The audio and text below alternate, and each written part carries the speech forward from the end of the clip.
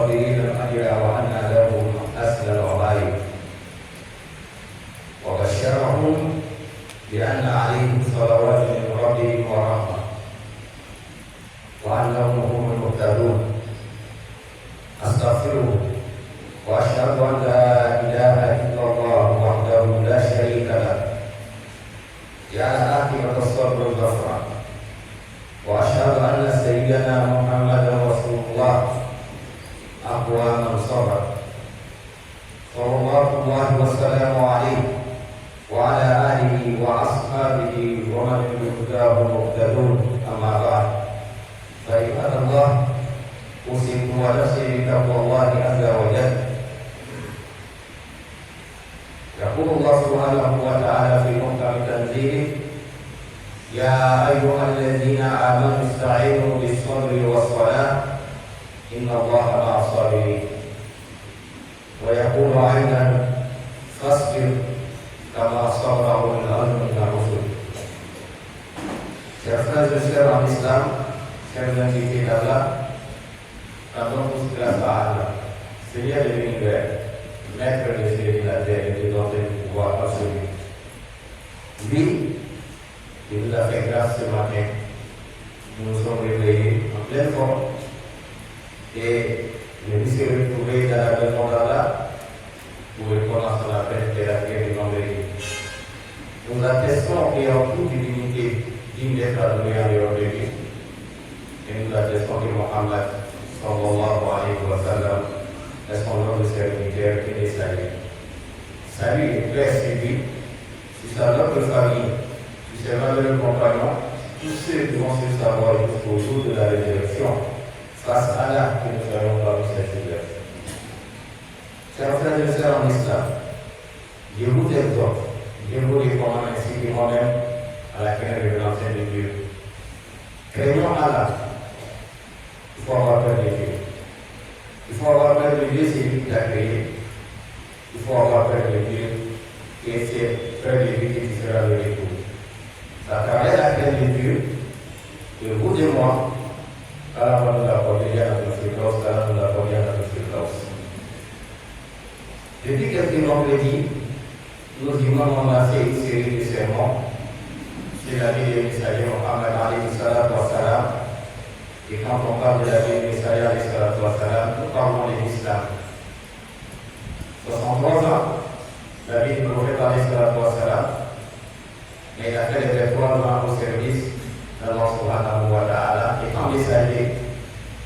Et ce sont ces faits et gestes de 23 ans qu'on appelle autrement la sunna du prophète alayhi salatu wa salam. Mais à travers ces sermons, c'est juste des rappels. Car le rappel est utile aux croyants. Le vendredi passé, nous sommes entretenus sur des recommandations du messager alayhi salatu wa salam, à savoir donner de l'importance, considérer la science, considérer le savoir, acceptons d'avoir nos enfants à l'école, soutenons nos enfants, même si tu n'as pas d'enfants, tes frères et sœurs ont des enfants. Tu as l'habitude de participer toujours dans la scolarité des enfants, les inscrire, acheter les fournitures et les envoyer une fois dans les meilleures écoles. C'est ce qui est recommandé, car le prophète alayhi salatu wa salam, comme il a dit dans les hadiths, il dit la richesse du savoir, la richesse de la connaissance, c'est une obligation sur tout musulman, comme enfant. Et chers fidèles, nous devons retenir de ces sermons que nous sommes déjà à la rentrée scolaire. Ceux qui ne sont pas encore à jour doivent tout faire pour se mettre à jour. Si tu n'as pas encore acheté la fourniture des enfants, il faut t'impliquer. Demande à Allah subhanahu wa ta'ala, Allah va faciliter. Et si tu peux solliciter des bonnes volontés, il faut solliciter ces bonnes volontés avec la bonne manière pour ne pas que nos enfants restent en retard au niveau de l'année scolaire, car nous avons la bonne compréhension. Aujourd'hui, nous continuons toujours avec la vie du messager alayhi salatu wa salam. Sa vie est remplie d'enseignements. Sa vie est chargée d'instructions.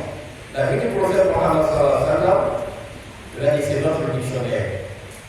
Quand tu fais face à un mot et tu ne comprends pas, tu vas te référer à ton dictionnaire. Et si c'est dictionnaire que le messager Mohammed alayhi salatu wa sallam pour nous, car Dieu nous dit dans le Coran, dans Surah Al-Ahzab, Surah 33, verset 21, je cite, il dit, vous avez un prophète Mohammed alayhi salatu wa sallam, un modèle à suivre. Mais le modèle du messager alayhi salatu wa sallam, aujourd'hui, qu'est-ce que c'est de ce sermon? Vous voyez dans la vie, sans la patience, sans l'ambulance, c'est difficile d'atteindre l'objectif. Même l'école dont on a parlé vendredi passé, ceux qui n'ont pas été patients ont abandonné l'école. Pour plusieurs motifs, mes parents n'ont pas les moyens. Moi, je n'ai pas les moyens. Et il a abandonné les études. Tandis que ceux qui ont eu le courage, la patience et l'ambulance, ont décidé de continuer les études malgré les difficultés et ils sont où aujourd'hui. Toi qui as abandonné pour des raisons et comme tu as justifié et aujourd'hui tu arrives au bout. Donc la patience dans la vie du messager alayhi salatu wa sallam. Comment il a été patient? Et qu'est-ce que c'est la patience? Et quelles sont les différentes étapes de niveau de la patience? Venez avec moi pour définir un peu la patience dans la vision de la philosophie islamique à Sabr. Qu'est-ce que c'est la patience pour la violence? Al-Khawf ou Al-Khaf. La patience, c'est de t'abstenir, t'attraper, avoir la maîtrise en soi face à quelque chose que tu peux faire. Simple. Il y avait de la prière. Si je ne prie pas, qu'est-ce qui va m'arriver? Mais comme je suis patient avec la prière, je vais aller prier. Sinon, je peux mentir aux yeux de tout le monde, après j'ai déjà prié. Comme d'autres ont l'habitude de faire, je peux alors souvent en Ouattara, dans l'exercice, pour qu'il est bien sur le droit chemin. Le matin très tôt, il va se réveiller, il prend le boulot, il va verser l'eau devant sa porte, quand les parents viennent. Pour ceux qui ont fait le village ou à l'intérieur, quand les parents viennent trouver que vraiment où on fait la mission à mouiller, on va dire ah, Mohamed a prié, Aïcha a prié, mais Aïcha a Mohamed c'est bel et bien qu'elle n'est pas priée. Donc, la patience, autrement dit, quand tu fais face à quelque chose, à l'interdit ou à ce qui est à la autorisé, que tu dois faire, tu es patient pour le faire avec l'amour, c'est ce qu'on appelle la patience. Mais le prophète Mohammed alayhi salatu wa sallam, lui-même qui est notre modèle, c'est de lui on parle toujours.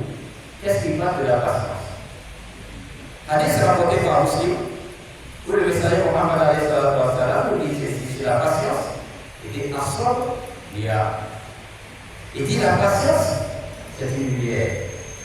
La patience, c'est un chemin éclairé. La patience qui va te conduire au succès dans la vie des parents et dans la vie de l'au-delà.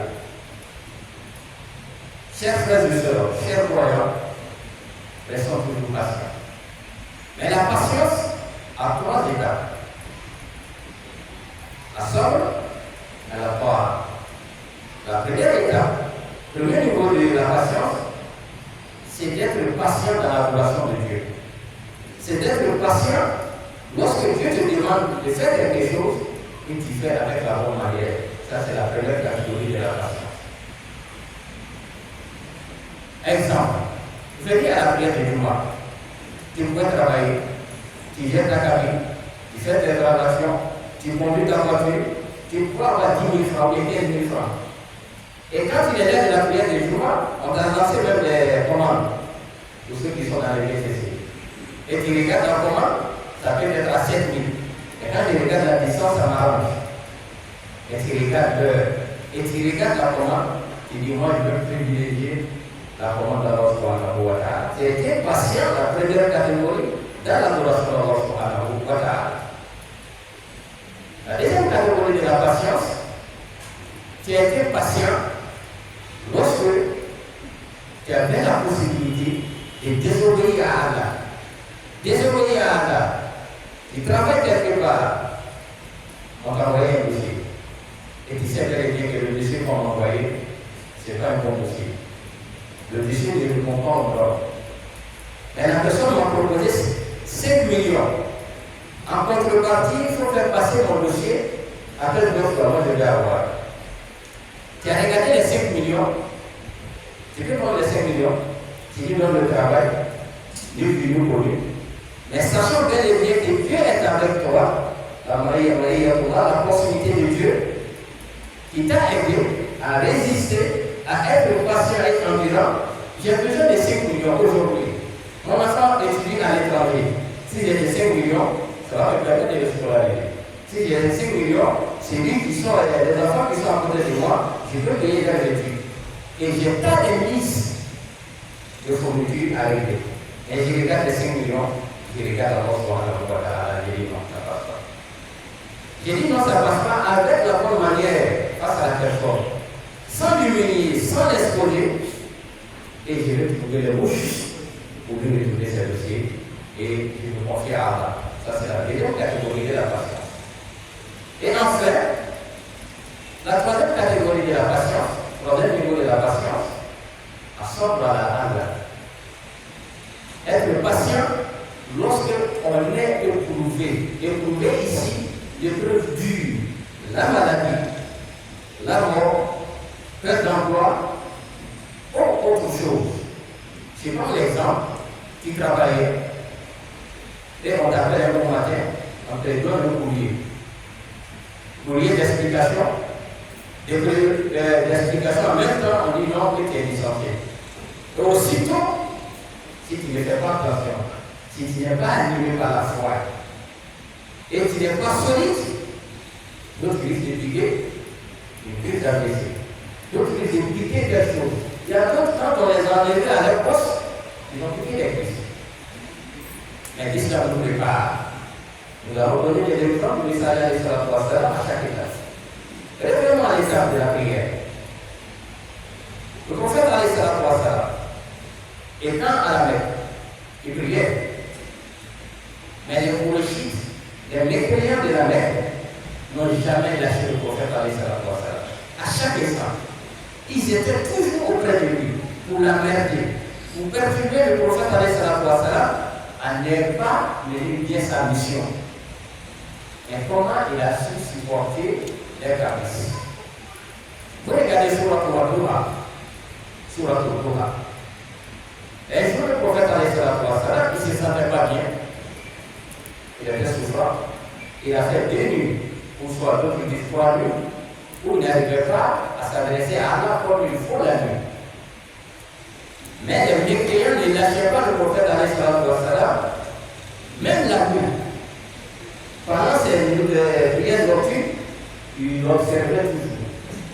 Et il y a une femme qui se présente un beau matin au prophète en lui disant ceci: Ya Muhammad, inni la'amtu an yakuna shaytanu taraka.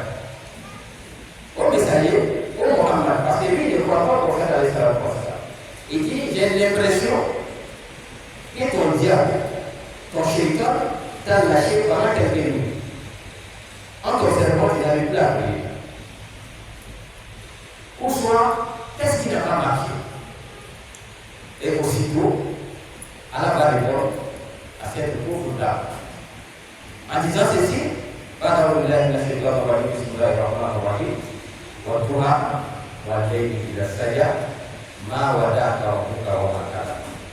et Dieu a juré par Wadouha. Wadouha, on va dire aujourd'hui à partir de 6h30 jusqu'à 10h. C'est ce qu'on appelle Salat al-Duha.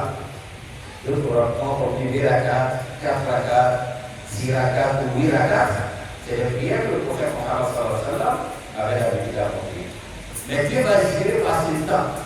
Dieu, lui qui est le créateur, a le droit de jurer par ses créatures. Mais quant à nous, les créatures, nous ne jurons que par Allah ni à tes grands-pères, ni je vais toucher du bois, ni je vais faire ceci, cela. Quand tu veux jurer, on ne jurera que par Allah Wallahi, billahi, tallahi. Et ici, Allah a juré. Dans le premier verset, Wallahi ila saya. Et tu vas jurer encore par la nuit. Et le troisième verset, Certes, toi, Mohammed, ton Seigneur n'a jamais coupé avec toi, n'a jamais coupé de lien avec toi. Et ensuite, et ton Seigneur n'est pas fâché contre toi.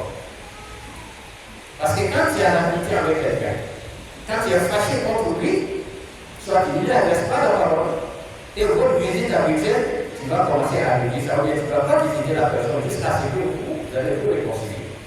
Mais ici, le prophète est resté serein. Il faut réagir autrement face à la femme. Mais cette femme, c'est qui? C'est la femme d'Abida. Le mari était mauvais, et quant à la femme aussi, elle était mauvaise. Mais elle ne cessait pas, à chaque fois, elle a merdé.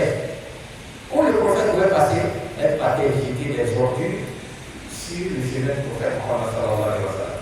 Mais elle n'a jamais réagi.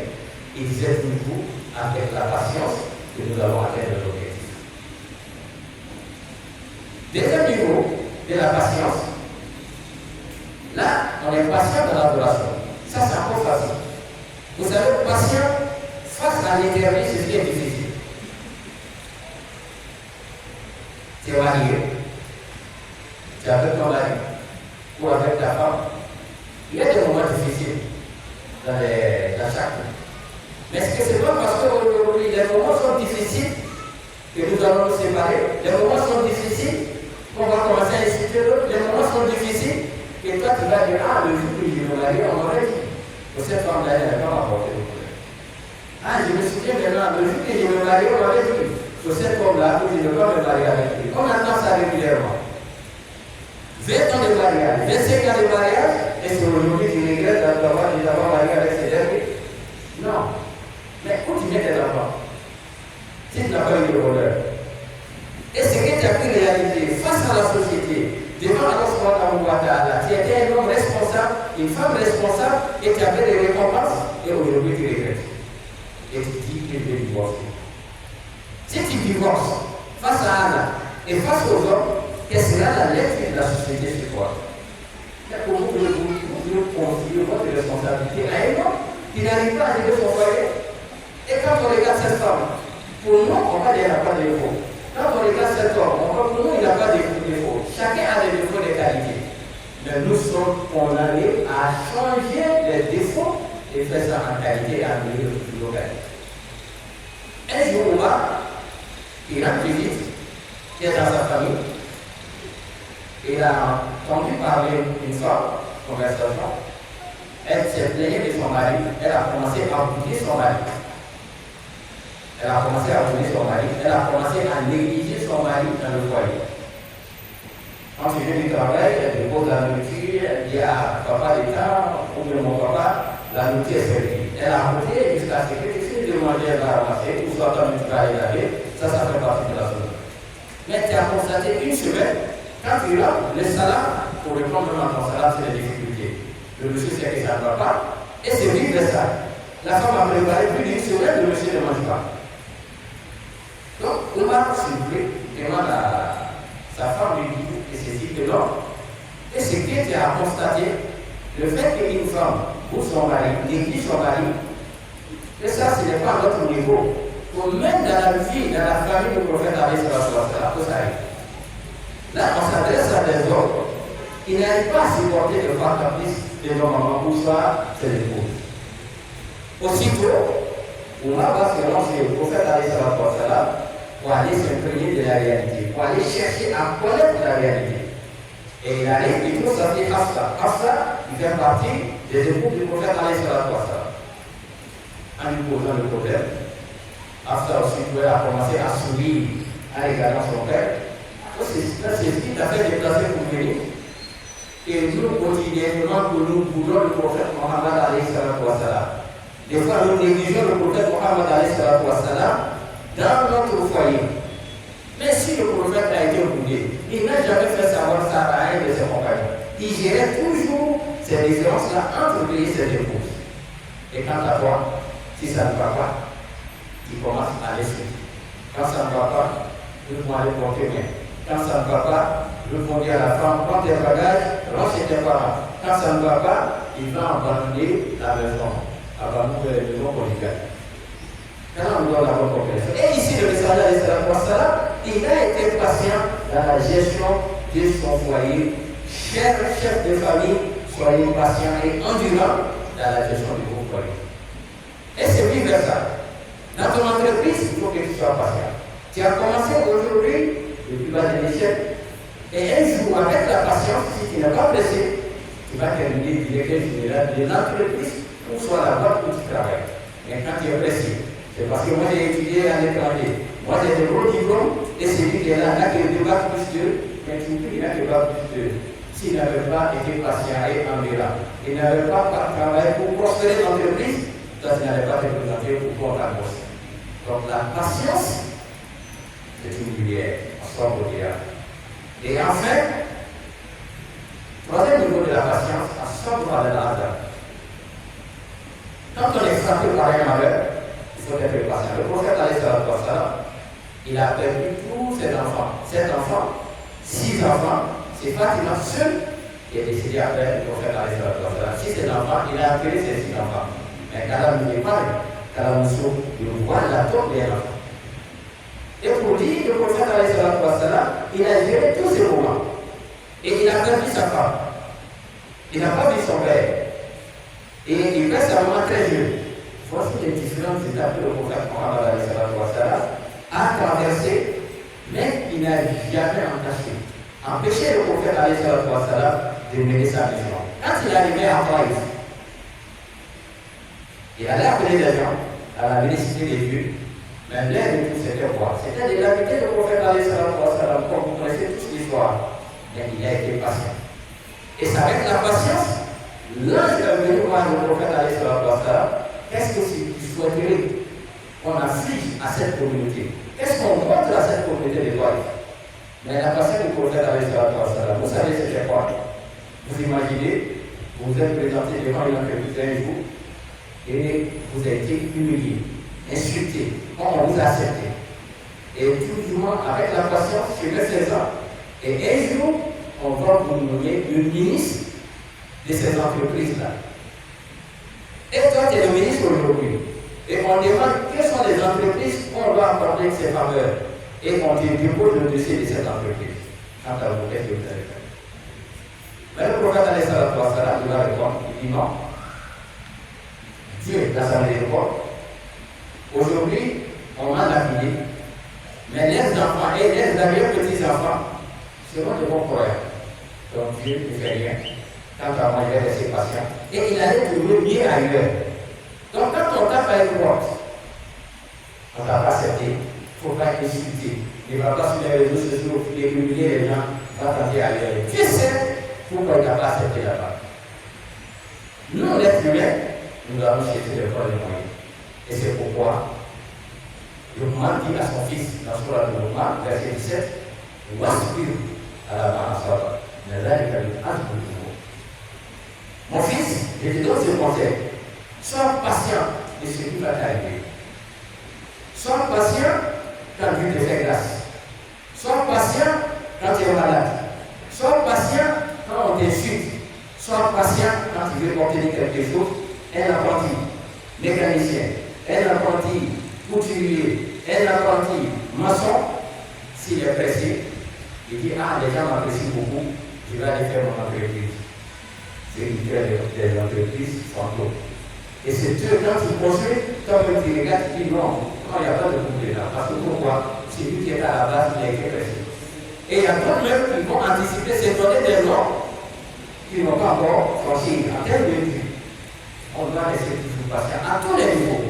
La gestion familiale, aller à l'école, la gestion des hommes dans la relation de Dieu.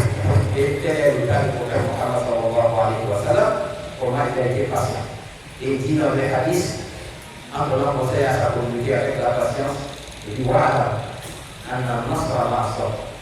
retenez une chose, si nous voulons le secours d'Allah, le soutien de Dieu, l'alliance d'Allah, il dit l'alliance de Dieu c'est toujours avec la patience. Et si tu n'es pas patient, tu ne vas pas atteindre l'objectif. Restons patients, restons endurants dans la relation, dans nos relations de tous les jours, comme le prophète Mohammed l'a été, et c'est ce modèle qui est utile pour chacun de nous et nous allons convaincre les gens, les autres qui ne sont pas musulmans, à travers le comportement et avant qu'il accepte l'islam. أقول قولي هذا وأستغفر الله لي ولكم سبحانه وأستغفره